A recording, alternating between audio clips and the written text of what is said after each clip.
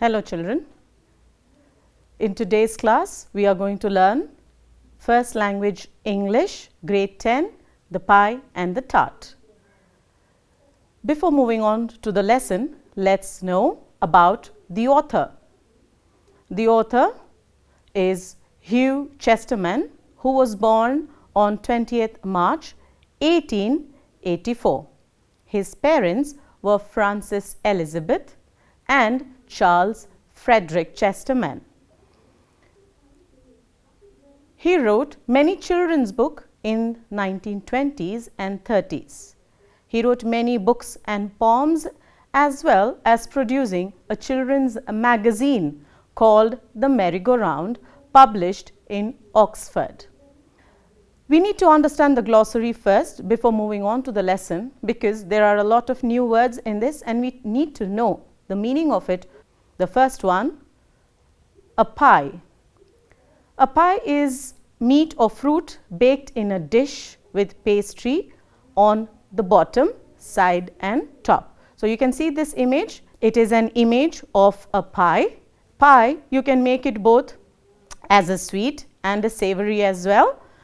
In this lesson, we are going to learn about the eel pie. Eel is a type of a fish.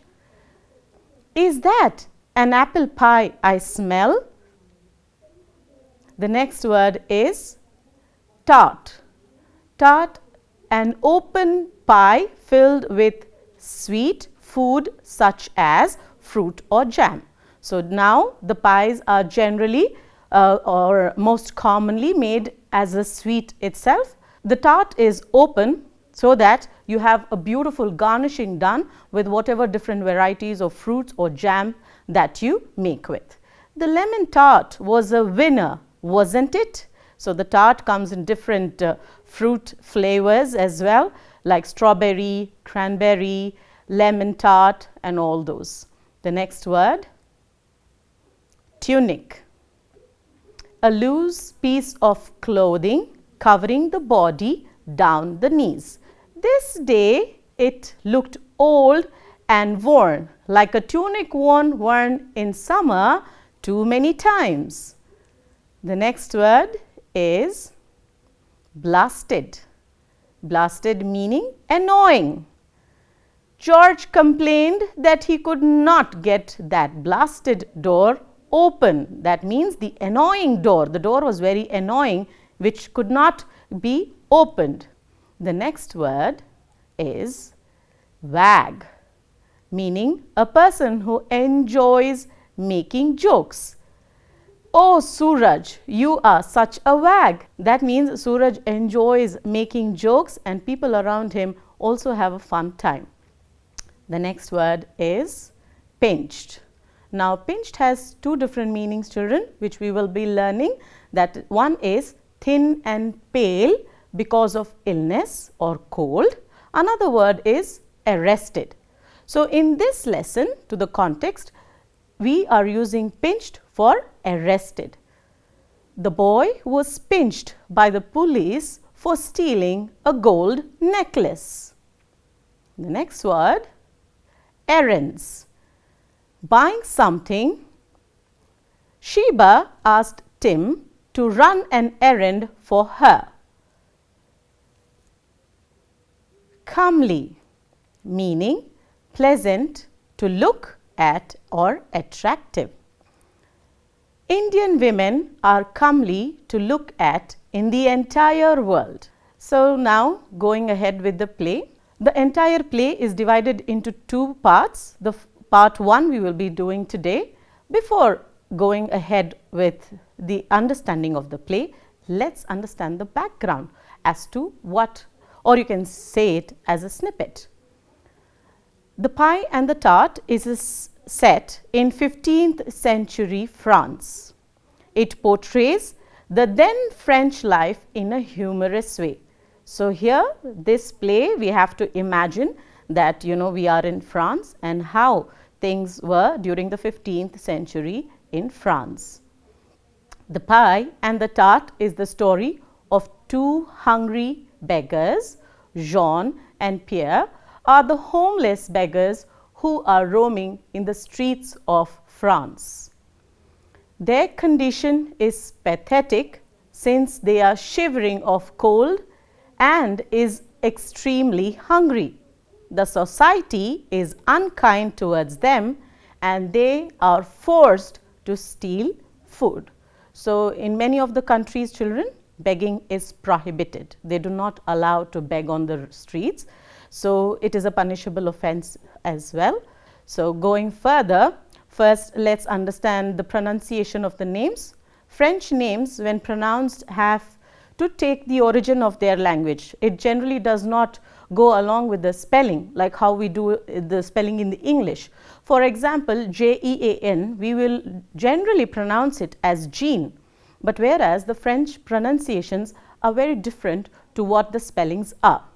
So, we will have to learn that, and going ahead, the first one is Jean, which is pronounced as Jean. The next one is Pierre, which is pronounced as Pierre, as in we say deer. So, like that it is pronounced as Pierre, but the spelling is Pierre. The next one is Gaultier. It is pronounced as Gaultier. So, you know Gaul, then you break it the other one as Tier. So, it is pronounced as Gaultier. So, let us quickly move on to the lesson. For your easy understanding, I have put images in the lesson so that the entire conversation is easier for you to understand. Jean is what I have put the image as a person who is wearing toned blue clothes and yellow shorts, and Pierre is a person who is wearing a tunic and there are a lot of holes and he is patched them up. And the baker, Gaultier, and his wife, Marion. These are the four characters in the play. The scene is laid outside Gaultier's cake shop in Paris. The time is the middle of the 15th century. The lesson, I am going to be reading the play first, and at the end of the reading, I shall explain the entire scene to you children. Must you keep doing that? It's this blasted cold. If I stop walking, I shall freeze. I am dying of hunger and cold. So am I, but I prefer to sit and die. We make a pretty pair, you and I. Paris should be proud of us, displaying his rags. The rags means the holes that his tunic has, and they have stitched it. There are 23 holes in this tunic. I know, because I counted them this morning. That's the only reckoning, the ones that let the wind through. No doubt there are others, but let that pass. The holes in your tunic do not interest me. What I am concerned about is the hollow in my stomach. We must live, and without a meal? That's what I said to Judge Gaston when I was pinched last month for begging. That means when I was arrested last month for begging. Said what? He asked me why I did it, and I said, well, Your Honor, I must live. And he looked me up and down and he said, I really don't see the necessity to beg. A wag, that judge. He did not know what that I was to be hungry. See here, my pretty, this can't go on. I am going to knock on every door in this street. And since charity begins at home, I shall begin right here, indicating the cake shop. You would better not be seen. Go into the next street and try your luck there. Jean begins to go, but Pierre calls him back. Wait a minute, brother. Let's hear what you can do. So here now they are practicing how to beg. Jean knocks on the bench and assumes a mendicant voice and attitude, and he says, For the love of Saint Augusta and all the blessed saints, have pity on a poor miserable who has no food for 3 days. How's that? Not bad, but make it 7 days and squint slightly. It is sure a sign of starvation. Then it is the exit of Jean, knocking on the cake shop door. So this cake shop belongs to Gaultier and Marion. Alms, good sir, for the love of God and all his blessed angels, take pity on a poor traveller who has had no food for a week. M. Gaultier comes to the door. He is a man of about 50 and well preserved and obviously content with his lot. So he is very happy with his life. Go away. I have nothing for you. My wife is away and I am busy. You would rather go to the next street. M. Gaultier then slams the door and Pierre exits and Jean enters. He looks at the door, hesitates and then knocks. The door is opened by Marion. She is younger than her husband, stoutish but comely. So when she opens the door, for the love of Saint Augusta, Saint Nicholas, Saint Crispin and all the blessed company of heaven, have pity on a poor miserable who has had no food for 7 days. Go away, beggar, my husband is out and I have nothing for you. You would better call again when he comes back. Jean overhears a conversation now between Gaultier and Marion. So when they go, they both are disappointed, Jean and Pierre, that Gaultier or his wife did not give anything to eat, and they both are standing there, and that is when Jean overhears the conversation between the husband and the wife, that is the baker and his wife. Ah, Marion, I'm just off to dine with the mayor. He keeps none too good a table. I am thinking that I would rather take that eel pie with me, the big one that I made last Monday. Just get it for me. Hurry, I mustn't be late. She goes back into the shop, but Gaultier calls her back. For what? Wait, I can't very well be seen carrying an eel pie through the streets of Paris, can I? Not quite a thing for a man of my position. Do you think you could bring it along for me? Quite impossible. I have too much to run errands. Why not send someone back for it? A good idea, but who? Well, you will be bound to meet someone on the way. Both Gaultier and Marion decides on a deal as to how to identify a person. I have it. I'll tell the messenger when I have found him to kiss your hand. That will be the sign and you will know that everything is all right. And then Marion cracks a joke. Laughing, she says, well, choose a good one. Madame Gaultier's hand is not for everyone to kiss. So in French, they don't say madame, they say it as madame. And now it is the scene between Jean and Pierre. Any luck? Yes and no.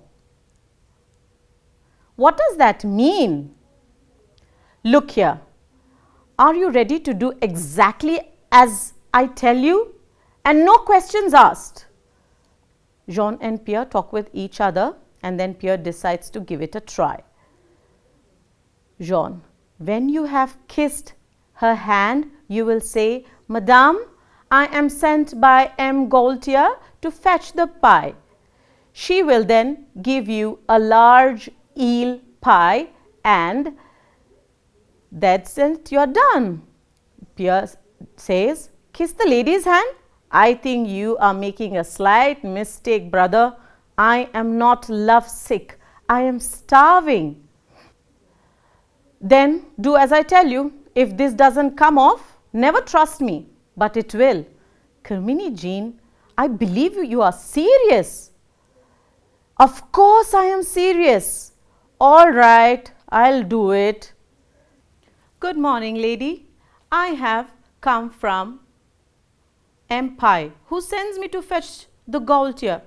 Should I say I have come from M. Gaultier, who sends me to fetch the pie, the eel pie? And how am I to know you are his messenger? Ah, allow me, lady, to kiss your hand. He attempts to seize her hand, but Marion snatches it away. Here it is. Take care how you carry it. It is a very good pie. Rest assured, lady, I shall take the greatest care of it. As a carrier of eel pies, I claim to be second to none in all Paris. It shall travel thus, close to my bosom, as a mother with her blantings, as a shepherd with his ewes, as Saint Ursula with her maidens. So will I play the guardian angel with this pie. It shall. She closes the door after he had gone.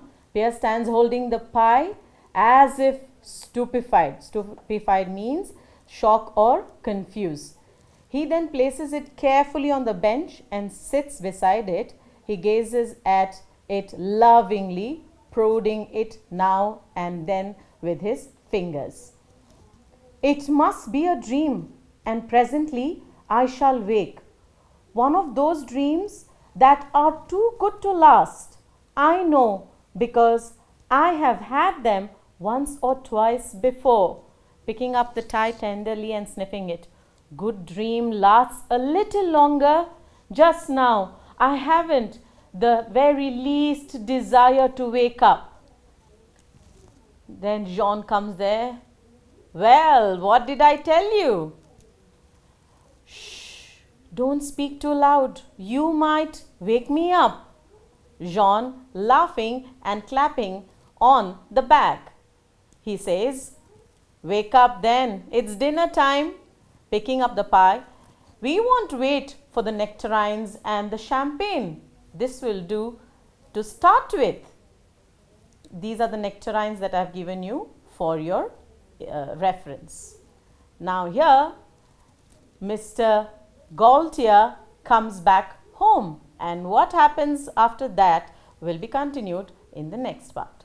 So in this play, children, it is about two beggars in Paris, one by name Jean and another by name Pierre.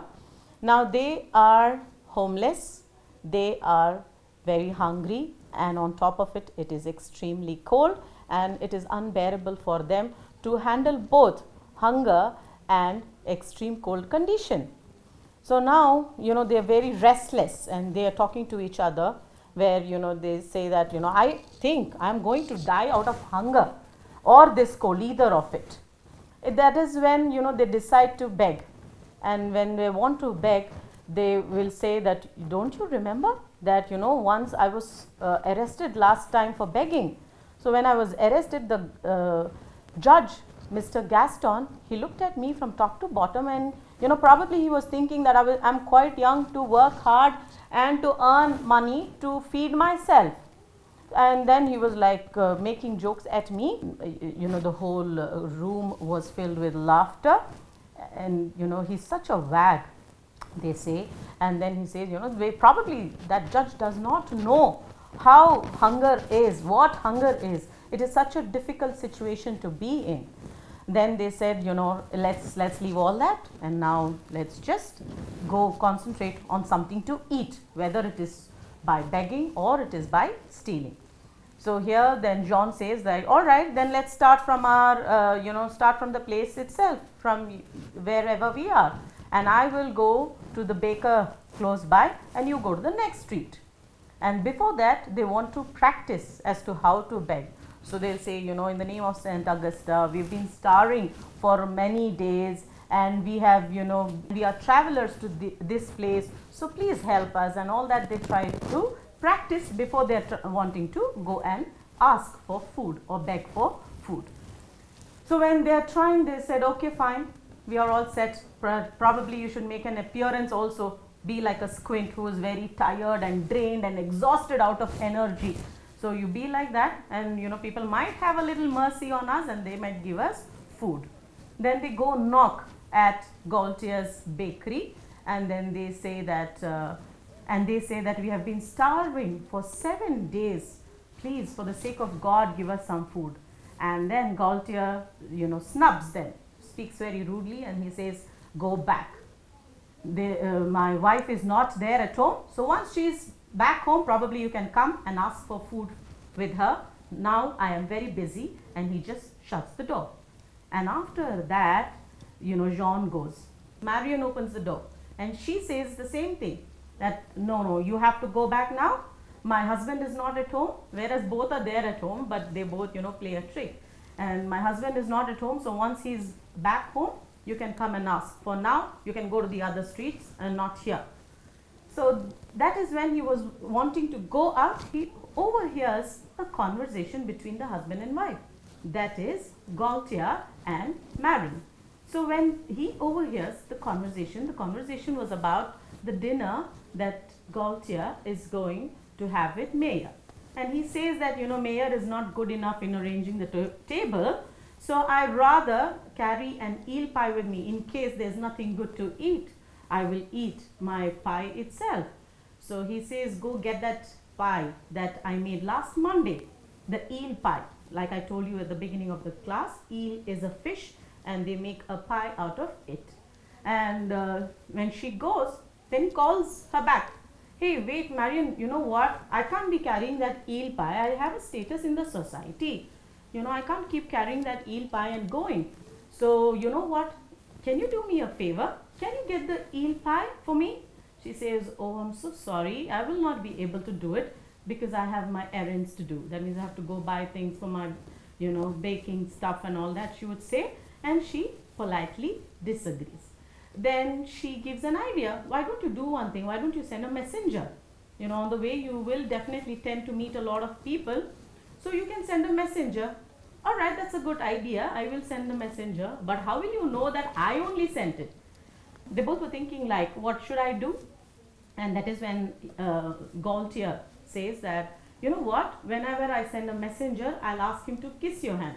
That is when we will know that this is the messenger that I have sent. So both of them agree, whereas, Marion cracks a joke and she says, you rather look for a handsome man because Madame Marion's hand is not for everyone. So they crack a joke and they walk pass by, and then, Jean, who overhears this conversation, he thoughts of an idea. When they both meet up, they'll ask each other, is there any luck? Did you try to get some food? Both of them say no, but then Jean says, I have an idea. I overheard a conversation between the baker and baker man's wife. So why don't we try this? Try what? You go and knock and say that you are the messenger and you have come to take the eel pie, and she'll give it to you, get it, and then we'll eat it. Or it is going to be so easy. How will she give? What if Gaultier opens the door? Then he says, don't worry, I have heard them. Everything will be taken care. You just go and do as I say. Are you serious about it? Yes, I am pretty serious, and it is going to work. If it does not work this time, then the next time I won't, force you for anything, is what he says. Then both of them agree, and then he goes and knocks at the door. So when he knocks at the door, Marion opens the door, and she says, she asks, what is it? So he says, I've been sent by Sir Gaultier to get the eel pie, as both of them are waiting there for dinner. And she says, how do I know it is Mr. Gaultier that has sent you? May I, my lady? And he tries to grab her hand to kiss, and she takes it off, and she says, all right, wait here, I'm going to get the eel pie. And when she gets the eel pie, and she says, you better be careful. This is a very special pie. Take good care of it. And that is when he says, don't worry, ma'am, I shall take good care of it. Like, I am the guardian angel for it, and don't you worry, it will be delivered in the exact way that you have given. And then she shuts the door, and when he comes out, he is shocked. He says, am I dreaming? Do I have a big huge pie in my hand? And he keeps thinking about it himself, saying that I am sure this is a dream. This can't be reality. Eel pie in my hand. I am so hungry. All seems to be just a dream. So that's when Pierre comes and he says, see, what did I tell you? And he says, don't wake me up from the dream. I am dreaming about a very delicious eel pie. He says, don't worry, my friend, it is a reality. Now wake up. Though we do not have nectarines and champagne to start with, we can directly go for the eel pie. And that is when they both eat the eel pie and enjoy themselves. And by the time M. Gaultier comes back home, after which we will be learning it in the next part. So going ahead with the grammar section, children, you will have to choose from the given box below the phrases, adjectives that can be used to describe Gaultier, Marion and Pierre. So these are the three characters that I have picked up from the lesson. So they are Gaultier, Marion and Pierre. You will have to arrange the words that I have given according to their personality. So these are the words. Quickly make a note of it. Let me see how well you can do it. Conceited, foolish, hypocritical, stoutish, quick-witted, clever, comely, pompous, gullible, content with his lot, resourceful, excellent pastry cook, kind, has presence of mind, sensitive, generous. Let's see if you have done it. Let's check the answers. Clever. Pierre is definitely clever. He thinks of an idea and he executes it really well. And then he has presence of mind. Presence of mind, not in this part, at least you will get to know his presence of mind in part 2. Quick-witted. Quick-witted means one who thinks of an idea, on the spot. He's quick-witted. Resourceful. Then about Gaultier, content with his lot. When we started with the play, we introduced Mr. Gaultier as that he was a very happy and a content man in his life. Hypocritical, foolish. And he is very sensitive, pompous, one who brags about his status and wealth in the society. Gaultier is also excellent pastry cook. He was very famous during the 15th century. Now let's see about Marion. Marion is conceited. She is stoutish, comely, gullible. Going ahead with assignment, children, I want you to write, why was Pierre pinched? How did he defend himself before the judge? And then the next two questions is, many countries in the world have put a ban on begging. Do you think it is a good initiative or no? Write an essay with justification. Then write a paragraph on similarities of Jean and Pierre. With this, I end my class. Thank you, children, and all the best.